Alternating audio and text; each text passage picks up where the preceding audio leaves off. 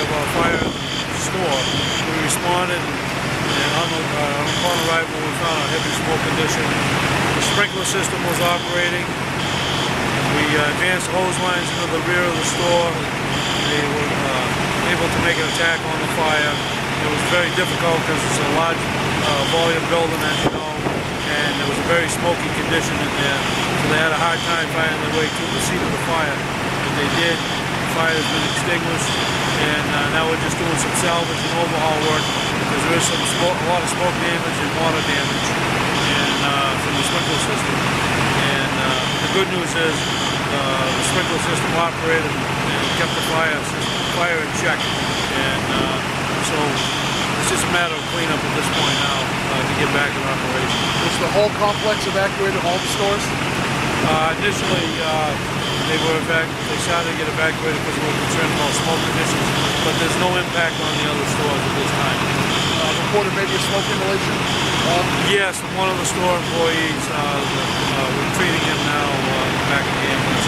I'm not sure if he's going to be transported or not, but he was attempting to, he tried to put the fire out, and he did get some smoke inhalations. A building full of fabric could have been a whole lot worse. Oh, it's loaded with all kinds of plastics and all kinds of materials that just put off a tremendous amount of heat and smoke, and a large fire load in there, so that's why the importance of sprinkler systems and good active firefighting to keep these fires under control. Chief, I heard a request from the Marshal's office over the radio. Is there anything to suspect that this is not an accident? We don't know what caused the fire yet. We're literally just got the fire out, and we don't see any obvious ignition sources at this time, so we have to start from scratch. What could have caused this fire? We don't know. And so it's a procedure we have to go through a process step by step and try to determine what caused this fire. So there was nothing obvious to us, or nobody said I did this and it caused the fire yet, so we don't know. We have to just check everything out. Would you say thousands of dollars worth of damage at this point? Yeah, because it's, a lot of that will depend on the professional salvage company, because a lot of their materials is yarns and fabrics. How much smoke get into that material, I don't know.